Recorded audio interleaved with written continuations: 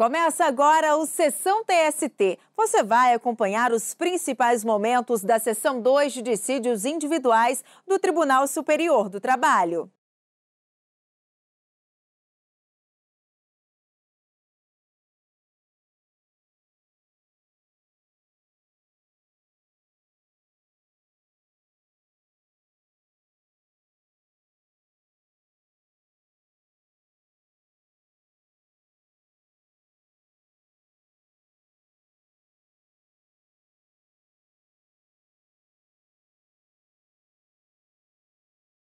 Podemos sentar.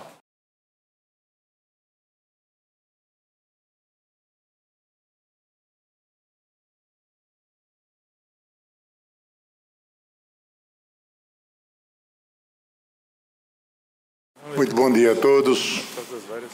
Eu declaro aberta a 26ª sessão ordinária da SDI 2. Cumprimento as senhoras ministras, senhores ministros, a doutora Evanide Oliveira Selva, subprocuradora-geral do Trabalho, senhores advogados e todos que contribuem para o bom andamento dos nossos trabalhos. Vamos apregoar o primeiro processo da preferência. Relatora excelentíssima, senhora ministra Adelaide Miranda Arantes, processo RO 27, dígito 39 de 2016. Em que são partes Banco Santander Brasil, S.A. e Ministério Público do Trabalho, da 13ª Região. Muito bem, com a palavra a ministra Adelaide. Senhor presidente, trata-se de um recurso ordinário em agravo regimental, mandado de segurança, tutela antecipada, e é a hipótese de sentença superveniente e da perda do objeto. Súmula 414, inciso 3, do TST. Meu voto é no sentido de conhecer do recurso ordinário, mas no mérito negar-lhe provimento. Nega provimento. Doutor Eli. Presidente, ante a perda do objeto, com poderes nos autos pelo recorrente, apenas o registro da presença. O registro? Da presença. Muito bem, apenas o registro. Eu indago se há divergência. Não havendo, eu proclamo o resultado. Nós temos o voto da relatora. Vamos ao próximo. Relatora excelentíssima, senhora ministra Maria Helena Malmo, processo RO 5.118, dígito 24 de 2013, em que são partes Marcelo Sirota e Bradesco Vida e Previdência S.A. Muito bem, com a palavra a ministra Maria Helena. Senhor presidente, recurso ordinário em ação rescisória, sucumbência da parte, honorários advocatícios, conforme jurisprudência da SDI 2, os honorários decorrem de simples sucumbência, se tratando de ação rescisória, processada e julgada em tribunais desta Justiça Especializada. Súmula 219.2 do TST, recurso ordinário de que se conhece, que eu conheço, que dou provimento, parcial provimento. Dá provimento parcial. Recurso ordinário, dou-lhe parcial provimento para condenar a ré ao pagamento de honorários advocatícios no percentual de 10% sobre o valor da causa, nos termos do artigo 20, parágrafo 3º do CPC de 73, em vigor na data do juizamento da ação rescisória e da súmula 219.2 do TST.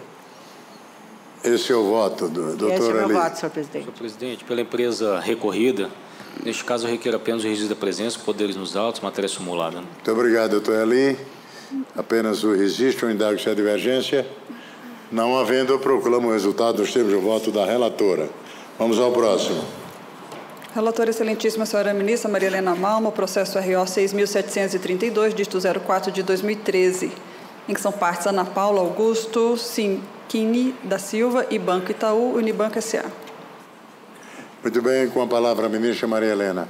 Senhor presidente, aqui está de ser recurso ordinário em agravo regimental, em ação rescisória, pretensão de corte rescisório dirigida a acordo preferido pelo Tribunal Regional do Trabalho da 15ª Região, que, em sede de agravo de instrumento, confirmou a decisão denegatória de admissibilidade ao recurso ordinário, interposto na ação matriz porque intempestivo.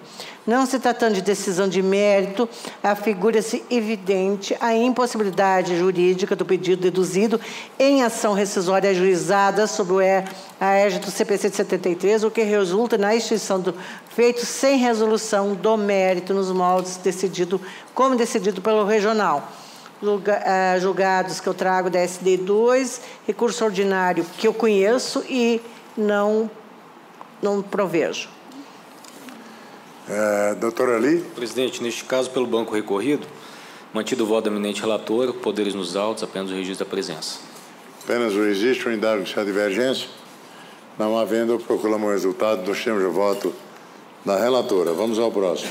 Relatora, excelentíssima senhora ministra Adelaide Miranda Arantes, processo RO 271, dígito 97, de 2013, em que são partes o Sindicato dos Condôminos de Edifícios da Grande Florianópolis e o Sindicato das Empresas de Compra, Venda, Locação e Administração de Imóveis dos Edifícios em Condomínios Residenciais e Comerciais da região de Florianópolis. Ministra Adelaide.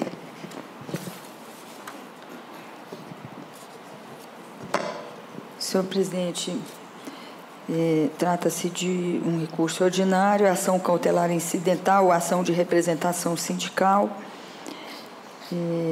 incompetência funcional da seção especializada 1 do Tribunal Regional do Trabalho da 12ª Região, declarada pela SD2 do TST no processo principal. Preliminar de incompetência funcional da seção especializada 1 do TRT da 12ª Região, arguida de ofício. E a hipótese em que a ação cautelar incidental deve ser requerida e, consequentemente, apreciada pelo juiz competente da causa principal na forma do artigo 800, caput, parágrafo único do Código de Processo Civil de 1973.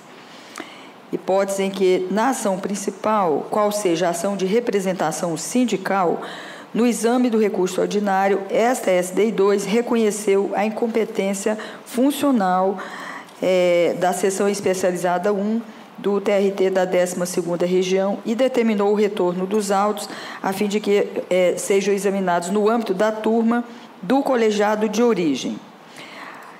À vista do que decidido no feito principal, a análise efetuada nesta ação cautelar incidental pela seção especializada 1 do TRT da 12ª Região é nula. Por constituir matéria de ordem pública, deve ser declarada de ofício, consoante artigo 113 do CPC de 73 e 64, parágrafo 1º do CPC de 2015. Meu voto, senhor presidente, é no sentido, então, de conhecer do recurso ordinário e, à vista da incompetência da SDI do Tribunal Regional da 12ª Região, declarar de ofício a nulidade do processo e, consequentemente, determinar o retorno dos autos à turma do colegiado de origem, a qual foi distribuído o feito principal 949-49-2012, a fim de que seja apreciada a ação cautelar incidental da forma que entender de direito. É o meu voto. Muito bem. Doutor Heitor. Senhor presidente, com procuração nos autos, apenas o registro da presença. Apenas o registro, muito obrigado. O indago se há divergência. Não havendo, eu proclamo o resultado nos termos de voto da relatora. Vamos à próxima. Retorno de vista regimental, concedido ao excelentíssimo senhor ministro Lélio Bentes Correia, processo número RO 10.465, dígito 40, de 2015, em que é relator o excelentíssimo senhor ministro Alberto Bresciani. Os excelentíssimos senhores ministros, relator e ministro Renato de Lacerda Paiva, votaram no sentido de conhecer do recurso ordinário da autora e, no mérito, dar-lhe provimento para julgar procedente a ação rescisória, desconstituindo o acordo prolatado no julgamento do recurso ordinário e, em juízo rescisório, proferindo o novo julgamento da causa principal, negar provimento ao recurso do reclamante e não conhecer do recurso ordinário adesivo do réu. Não participou do início do julgamento, excelentíssimo senhor ministro Emanuel Pereira, e houve sustentação oral. Muito bem. Com a palavra ao ministro Lélio. Senhor presidente, eu pedi vista regimental neste processo, considerando que o eminente relator, acompanhando o entendimento do ministro Renato de Lacerda Paiva, entendeu viável deferir o corte rescisório por violação do artigo 7º, 15 da Constituição da República, afastando assim a incidência da súmula 83 do caso concreto. Enquanto examinava a questão, recebi o voto divergente, o alentado voto divergente subscrito pela eminente ministra Maria Helena Malman, que, em última análise, esgotou todos os fundamentos que eu tinha a aduzir no caso concreto. Então, consulto Vossa Excelência se eu poderia aqui desistir da vista regimental em prol de Sua Excelência, porque, na verdade, se eu me antecipar, eu estaria cometendo um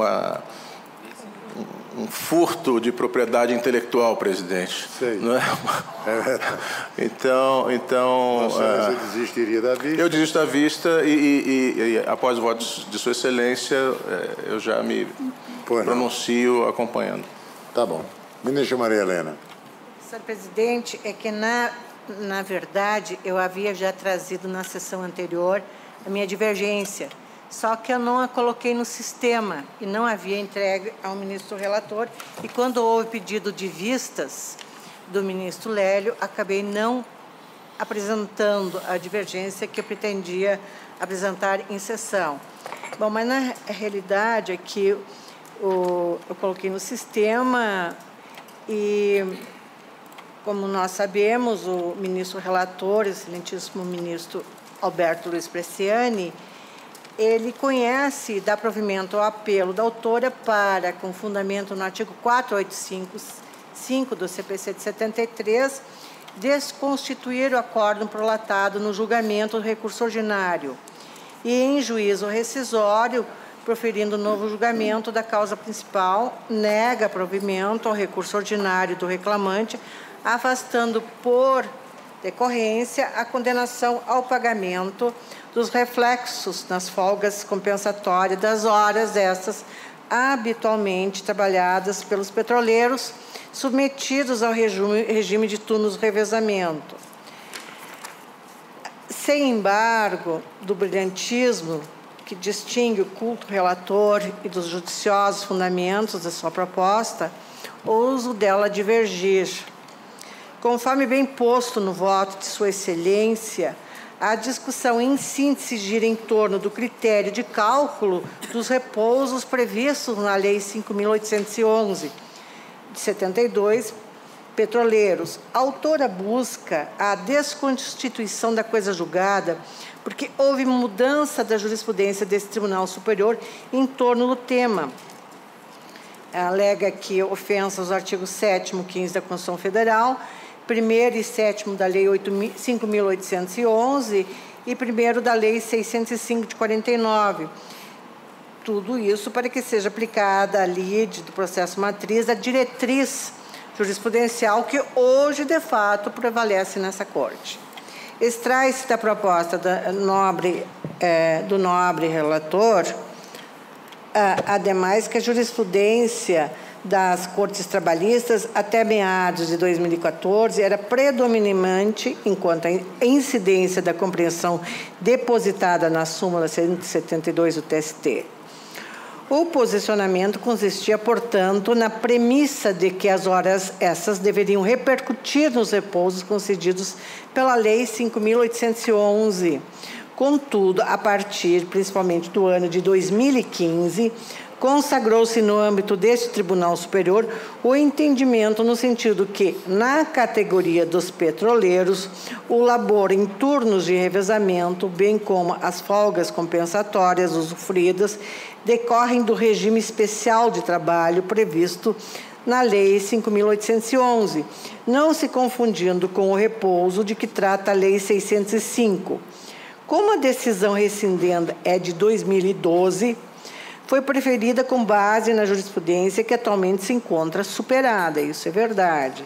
Nesse cenário, não verifico ofensa à literalidade do artigo 7º, 15 da Constituição Federal, capaz de ensejar o corte rescisório pretendido com base no artigo 485 da Constituição 485, porque a referida norma não cuida de folga compensatória dos petroleiros, tampouco de sua repercussão em horas extraordinárias.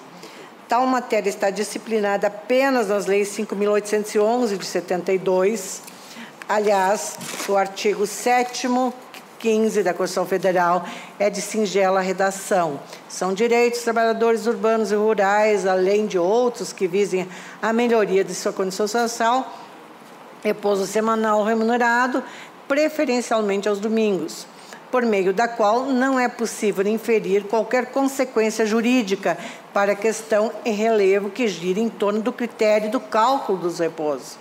Com efeito, a decisão rescindenda decorreu de interpretação de normas infraconstitucionais, notadamente dos artigos 3º, 4º, 6º e 7º da Lei 5.811, de 72, e para 1º, 3º e 7º da Lei 605.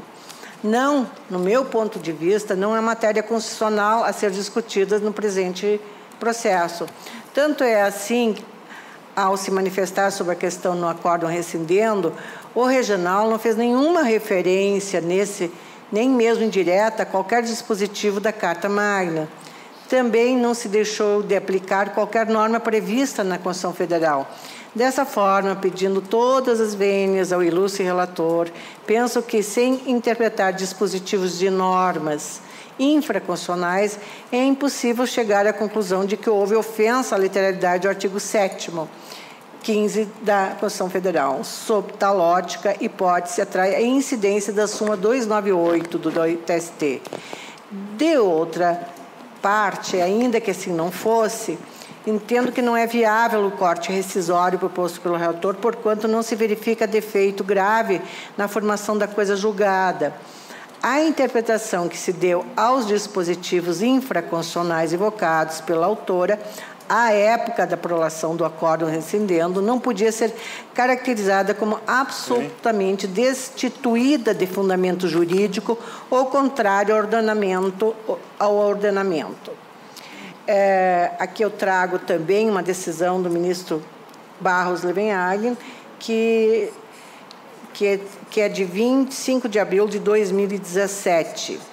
Conforme ressalva de entendimento por mim realizada nos autos do agravo da cautelar inominada 6602, que foi julgada em 17 de maio de 2016, em que fui relatora, publicado no Diário Oficial de 20 de maio de 2016, o Supremo Tribunal Federal não admite a utilização de ação rescisória como mero instrumento de uniformização de jurisprudência.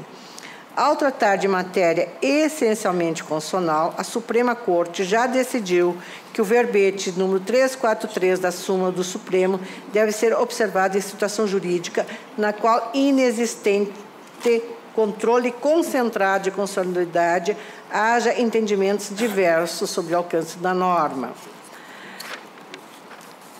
Realmente, a coisa julgada é elemento essencial à segurança jurídica e confiabilidade do Poder Judiciário, tanto que respaldado pela Constituição, artigo 5º, e consabido que o artigo 6º da Lei de Introdução de Normas do nosso Código Civil denomina coisa julgada, o caso julgado, a decisão judicial de que já não cabe mais recurso. As hipóteses da rescisão do julgado são taxativas, previstas no artigo 485 do CPC de 73 e 966 do novo Código de Processo Civil, a que eu faço referência. Logo, a interpretação das normas excepcionais que regem a ação rescisória não pode ser extensiva a ponto de se admitir o corte rescisório em face de alteração de posicionamento jurisprudencial, sob pena de nunca existir uma decisão definitiva e nem se alcançar a indispensável segurança jurídica que deve nortear uma decisão já resolvida pelo Judiciário. Sobre o tema, o Supremo Tribunal Federal, no recurso extraordinário 89.824, em que foi relator o ministro Moreira Alves, assentou descaberação rescisória no caso de nova orientação jurisprudencial.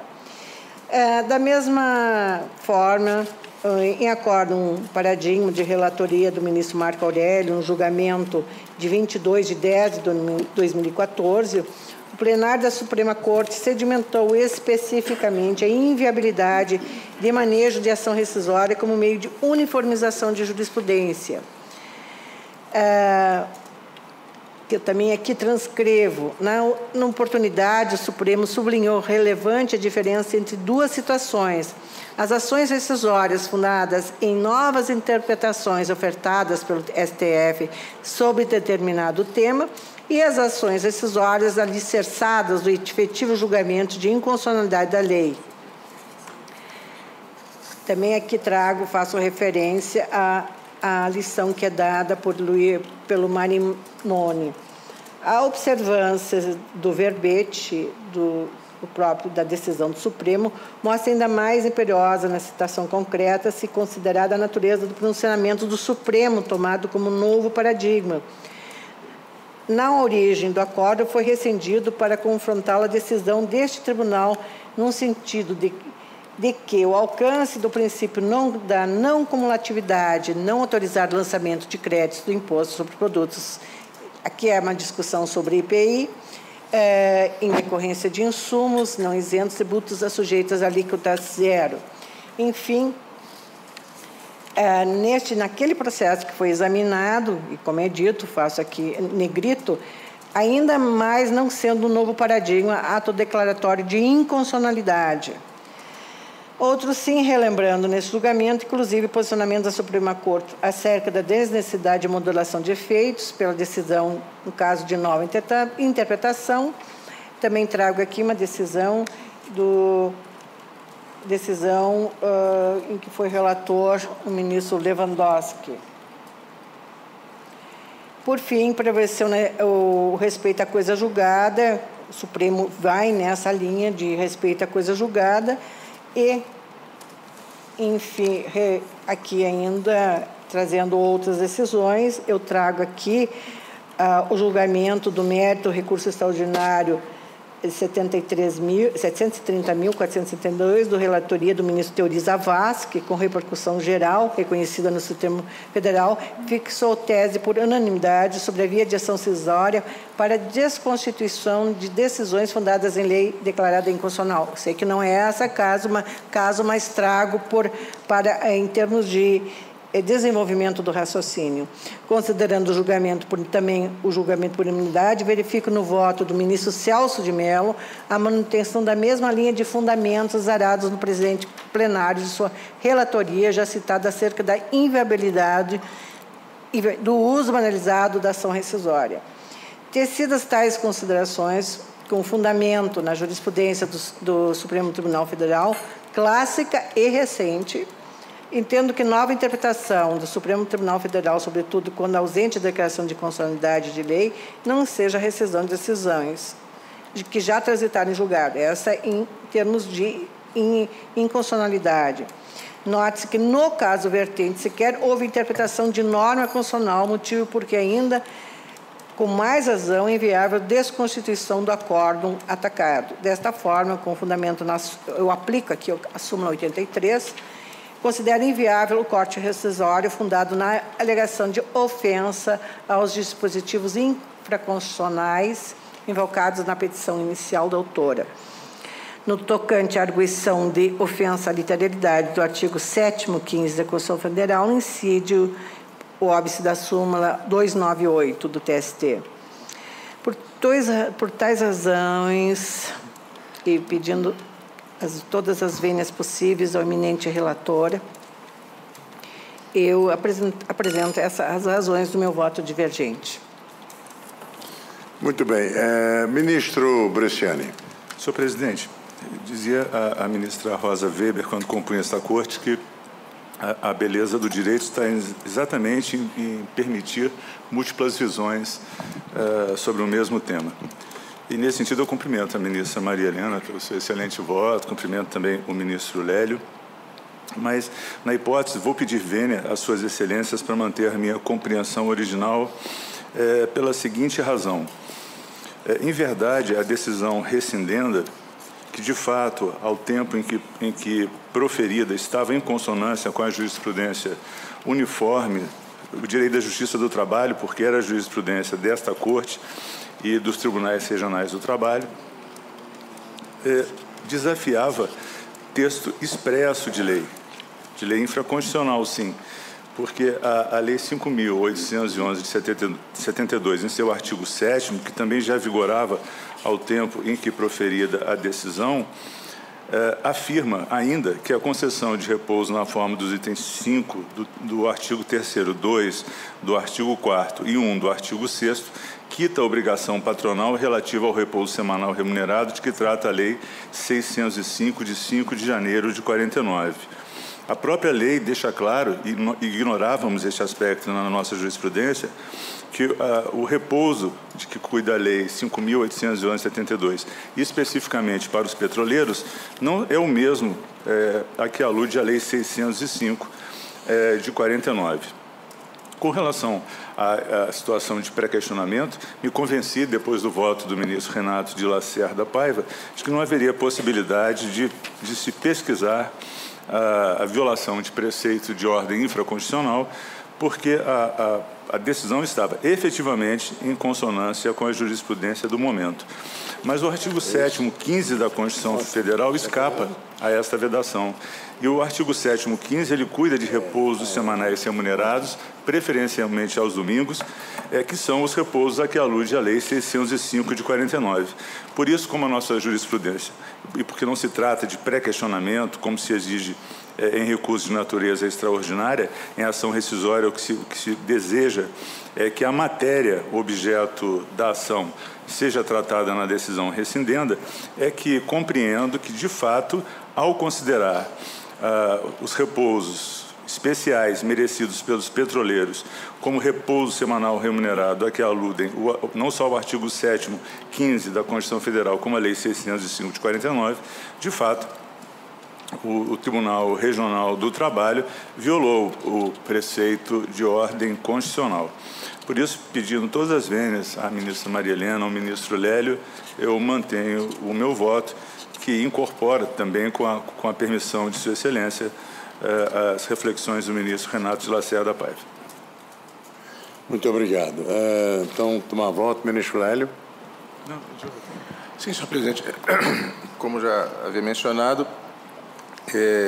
cumprimentando o ministro Alberto e o ministro Renato pelo voto efetivamente alentado e judicioso que proferiram, eu, de fato, me convenci dos fundamentos, agora deduzidos pela ministra Maria Helena Malma, na medida em que também encontro dificuldades de superar o óbice da súmula 83, no caso concreto, considerando que, a meu juízo, a questão central à controvérsia relacionada com os intervalos, as folgas compensatórias em turnos de revezamento, encontra regência na Lei 5.811 de 72, cujos dispositivos são, inclusive, exaustivamente interpretados ao longo, na decisão recorrida e ao longo dos votos aqui proferidos. Não alçando a questão à esfera constitucional, me parece, de fato, intransponível o óbice estabelecido no referido verbete sumular, que excepciona apenas, de cuja regra se excepcionam apenas as questões de natureza puramente constitucional. Aqui eu não vejo hipótese para a incidência direta, nem para se estar literalmente violado o artigo 7º, inciso 15 da Constituição da República, dada a generalidade de seus termos. Por isso, renovando o pedido de vênias às suas excelências, eu acompanho a divergência. Com a divergência, ministra Adelaide.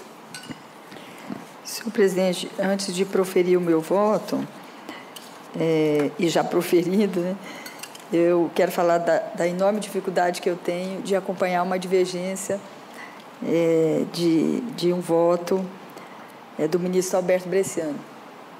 É uma dificuldade enorme, né, tão bem fundamentado e sempre de altíssimo nível de elaboração.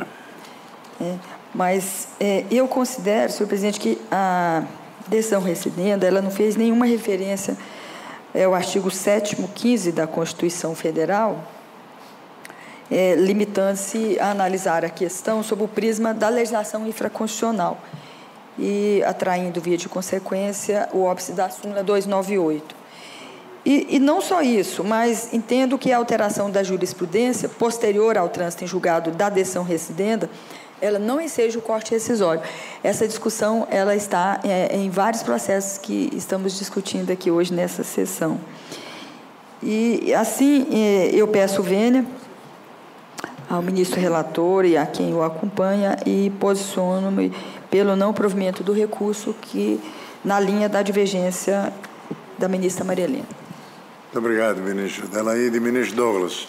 Senhor presidente, a matéria já foi posta de maneira profusa pelo eminente relator, pelo ministro Renato, pela ministra Malman, pelo ministro Lélio e pela ministra Delaide.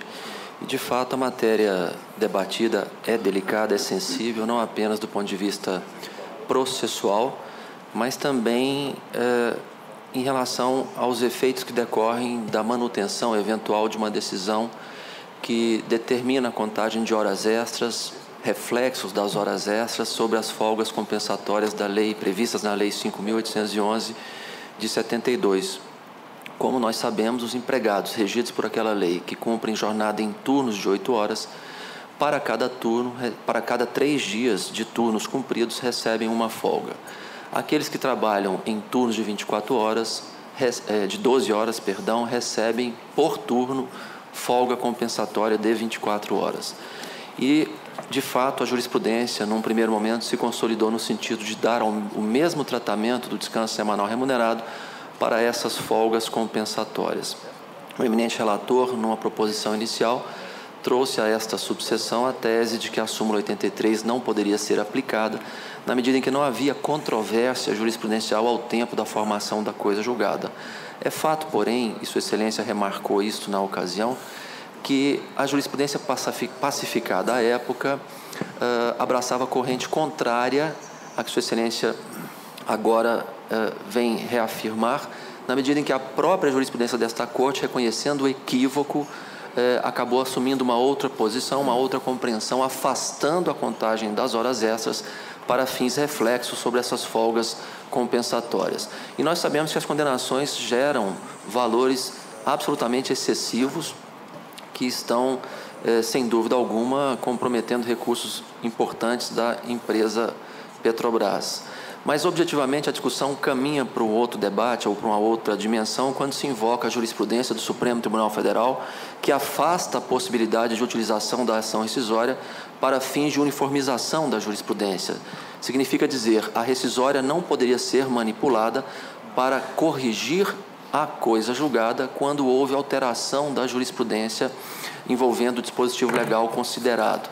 Aqui não me parece invocável a súmula 298 com a máxima vênia, na medida em que a tese na coisa julgada acerca da possibilidade de apuração de horas extras sobre as folgas compensatórias. Mas, objetivamente, nós estamos tratando de um preceito constitucional. E a aplicação de um preceito constitucional escapa a qualquer discussão em torno de controvérsia ao tempo da formação da coisa julgada.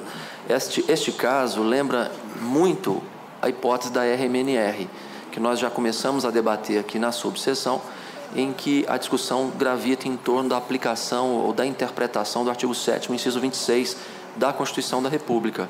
O Supremo Tribunal Federal, naquele caso, disse em julgados monocráticos, decisões monocráticas, que não haveria infração direta ou possibilidade de transgressão direta ao artigo 7º, inciso 26 da Constituição. Mas não examinou a tese de fundo, a tese de mérito. Se o Supremo, por acaso, vier a decidir o mérito, reconhecendo que a coisa julgada, que contraria a previsão em acordo coletivo, viola o artigo 7º, 26, me parece que estaria aberta a possibilidade para que esta subseção avançasse no julgamento do mérito das rescisórias propostas contra as coisas julgadas, que consolidaram condenações a título de diferenças de RMNR por equiparação ou por consideração dos chamados adicionais personalíssimos. Mas, senhor presidente, neste caso eu não vejo solução possível que não a proposta pelo eminente relator, a quem peço vênia para seguir, rogando vênias àqueles que dissentiram do voto proposto por Sua Excelência. Muito obrigado, ministro Douglas.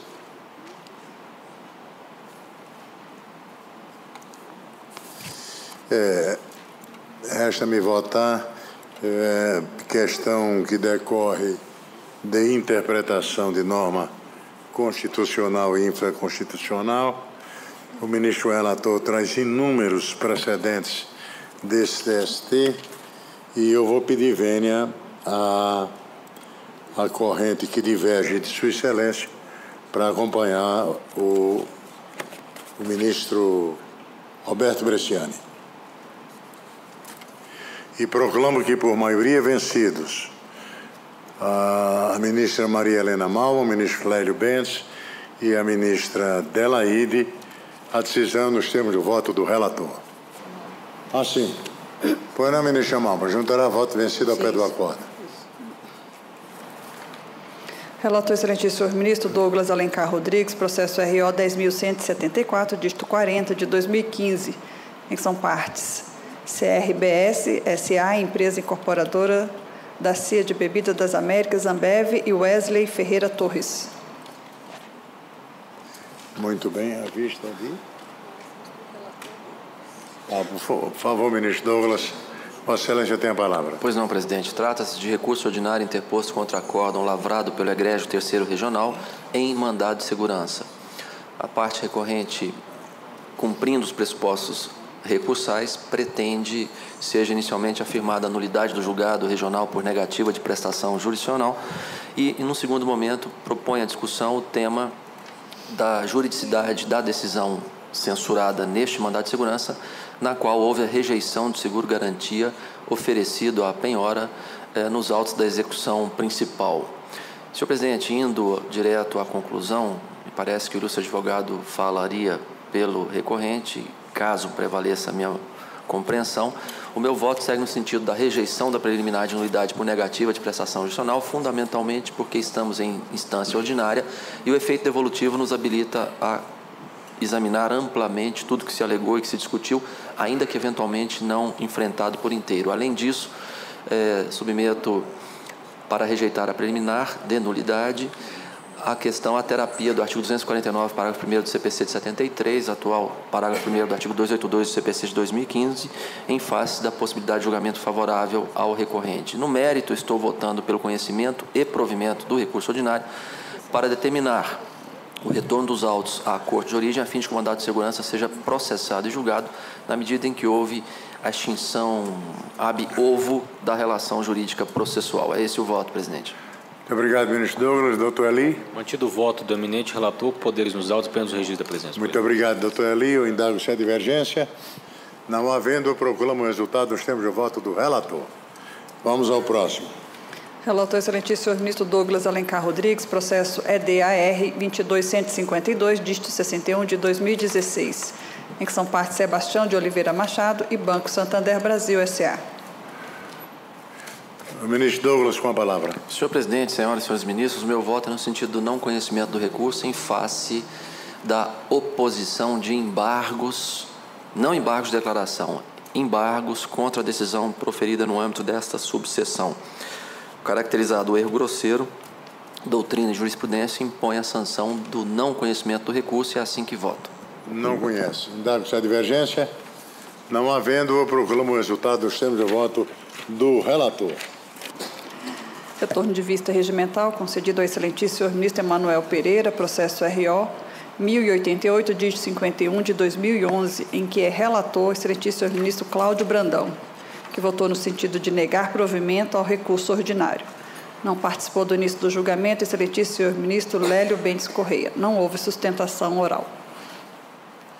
Senhores ministros e ministras, aqui trata-se de um recurso ordinário em ação rescisória ajuizada com base no artigo 485, incisos 2, 5 do CPC, pretendendo desconstituir sentença proferida pela primeira vara do trabalho de Taubaté.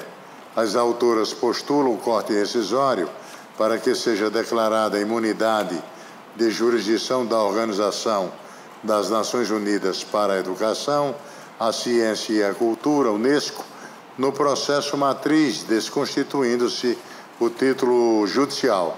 O voto do eminente ministro relator seguia no sentido de negar provimento ao recurso ordinário mantendo a decisão do Tribunal Regional, que julgou improcedente o pedido de corte rescisório por entender pela natureza controvertida da matéria debatida. Contudo, como a hipótese dos autos se trata de arguição de violação constitucional, não seria possível aplicar os óbices das súmulas 343 do Supremo Tribunal Federal e 83 do Tribunal Superior do Trabalho, consoante expressa redação da súmula 83 do TST. Ademais, nos termos da OJ 416 da SDI 1 desta Corte, os organismos internacionais gozam de imunidade absoluta de jurisdição quando amparados por norma internacional incorporada ao ordenamento jurídico brasileiro. Tal entendimento foi referendado pelo Tribunal Pleno deste Tribunal Superior, que em sessão do dia 23 de maio de 2016 julgou o processo RR 61600, dígito 41, e manteve inalterada a orientação jurisprudencial 416 da SDI 1, tendo como base decisão do Supremo Tribunal Federal, que em sua composição plenária apreciou o RE 578-543 de Mato Grosso.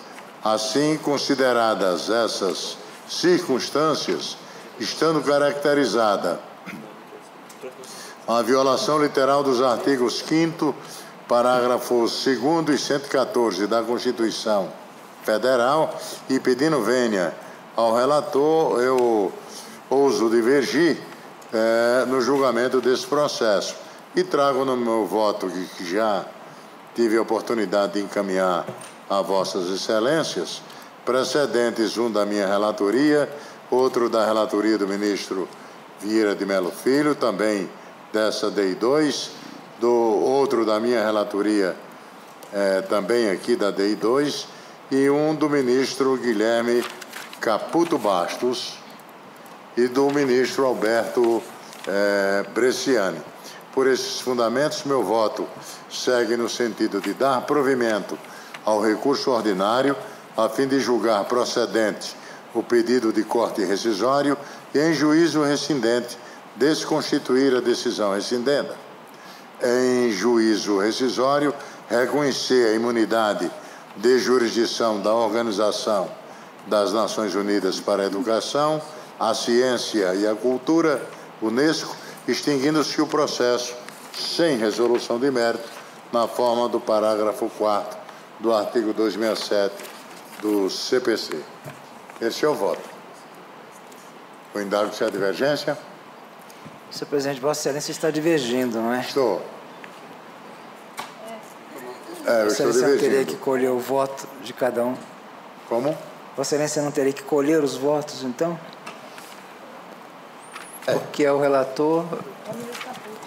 É o ministro Cláudio Brandão, né? O relator, eu não estava colhendo porque, por questão de tempo, se a maioria... Ah, sim, pois não. Mas Vossa Excelência tem toda a razão, eu vou colher voto. O ministro Cláudio Brandão votou no sentido de negar provimento ao recurso ordinário. E eu estou julgando, estou dando provimento ao recurso ordinário, a fim de julgar procedente o pedido de corte rescisório e, em juízo rescindente, desconstituir a decisão rescindenda. Ele é antes de mim. Então. Ministro Renato. Pedindo vênia, relator, como é Vossa Excelência? Vossa Excelência? Acompanha. Obrigado, ministro Renato. Ministro Lélio. Presidente, os organismos internacionais fixam os seus escritórios no país a partir de tratado internacional.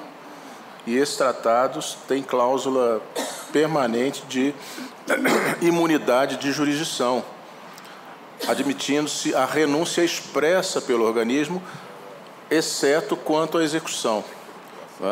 Então, a decisão que aplica, que ignora essa regra contida no tratado e define a competência do seu trabalho sem a renúncia expressa do organismo internacional, ela com certeza viola não só o artigo 114, inciso 1º da Constituição da República, como também o artigo 5º, parágrafo 2º, que Vossa Excelência bem invoca, que assegura o reconhecimento dos tratados internacionais de que o Brasil é parte. E, nesse caso, exatamente o tratado de matéria constitucional não incide o óbice da súmula 83, invocado pelo eminente relator. Eu peço bem a Sua Excelência e acompanho o voto divergente de Vossa Excelência. Cumprimentando. Obrigado, ministro Lélio. Pelos fundamentos. Ministro Bresciani. Senhor presidente, peço bem ao relator e acompanho Vossa Excelência. Obrigado, ministro Bresciani. Ministra Adelaide. Senhor presidente, eu peço vênia a Vossa Excelência e acompanho o voto no relator. Acompanha a divergência. Aliás, o relator. Ministra Adelaide, acompanha o relator? O relator, isso. Muito bem.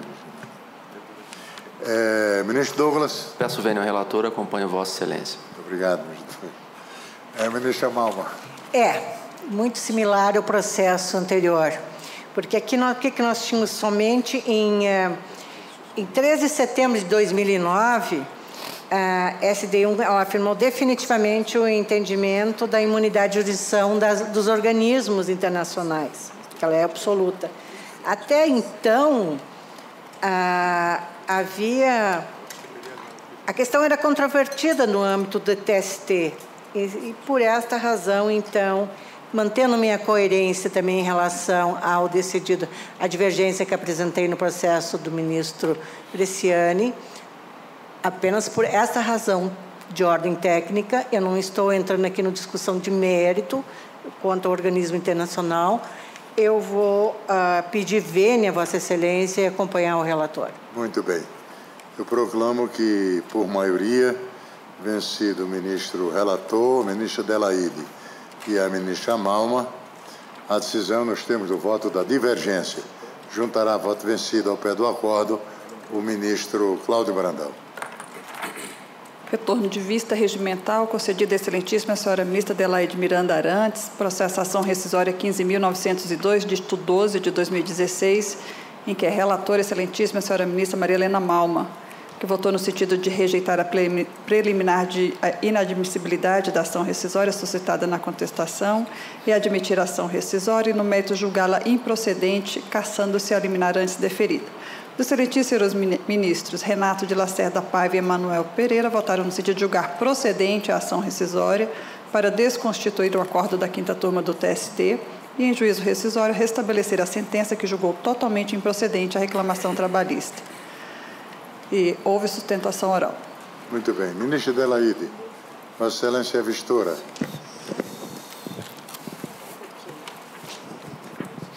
Senhor presidente, eu só confundi Esse é o último processo que nós vamos votar? Eu estou com o voto de Vossa Excelência aqui. Vossa Excelência está convergindo com quem? Com a ministra Maria Helena. Eu vou convergir com a ministra Maria Helena e eu encaminhei, o meu gabinete encaminhou o meu voto para todos os ministros, tá? E é no sentido de convergir com o voto da ministra Vossa Maria Helena. Excelência converge com a ministra Maria Helena. Sim. Então, continuo tomando votos. Ministro Lélio.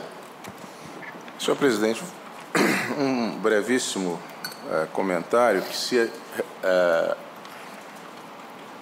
refere também ao processo anterior.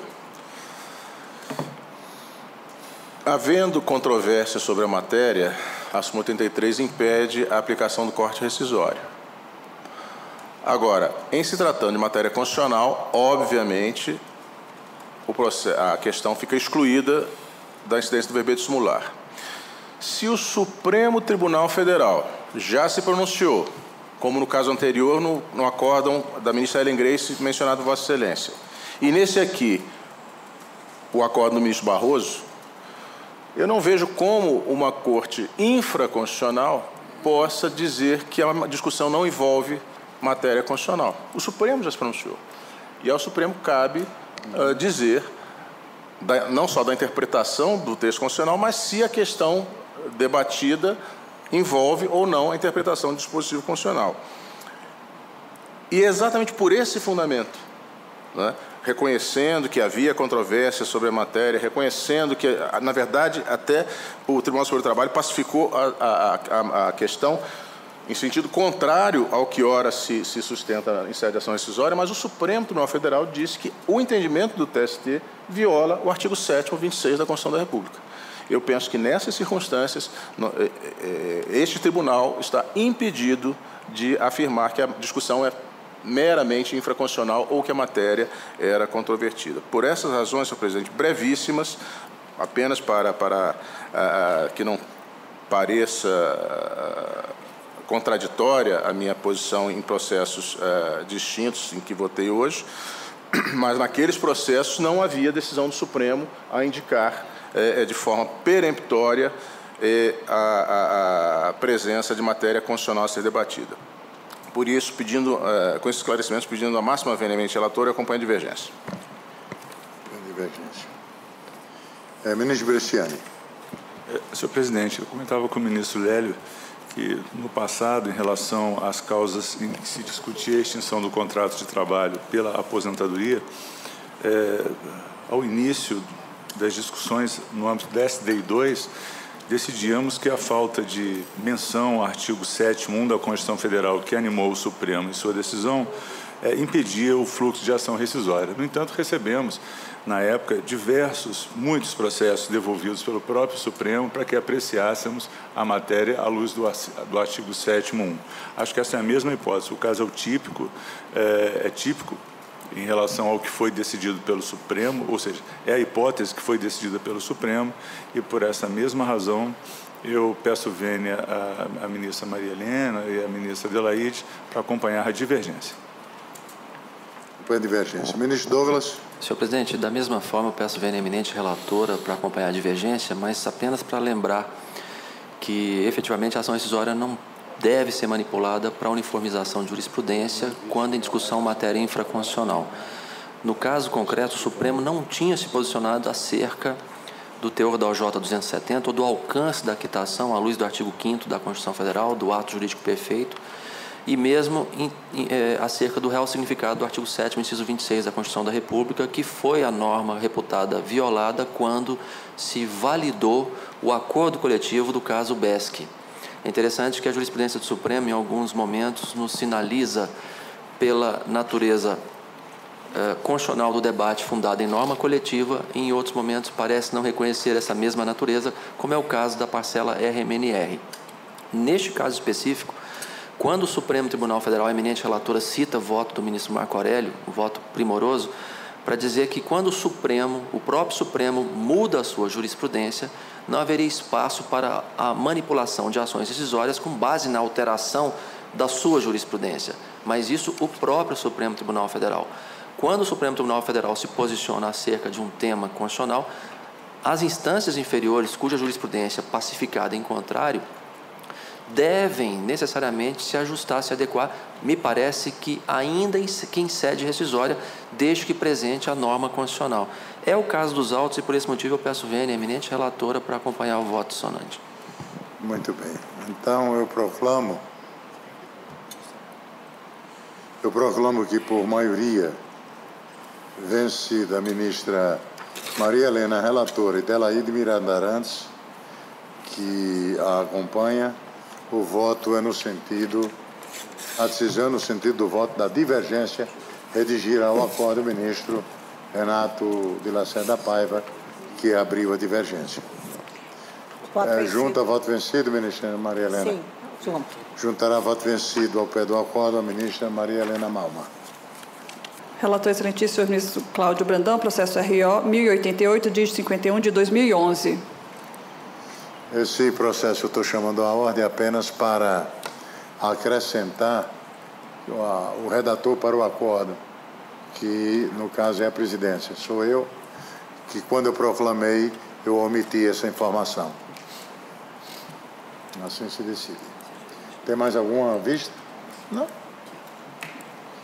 Então, não havendo mais processos em condições de julgamento, eu quero agradecer a todos que participaram dessa sessão, senhores ministros e ministras, senhores servidores da jurisprudência, da taquigrafia, da secretaria, da doutora Evani de Oliveira Selva, que nos prestigiou com sua presença, e declaro encerrada a sessão.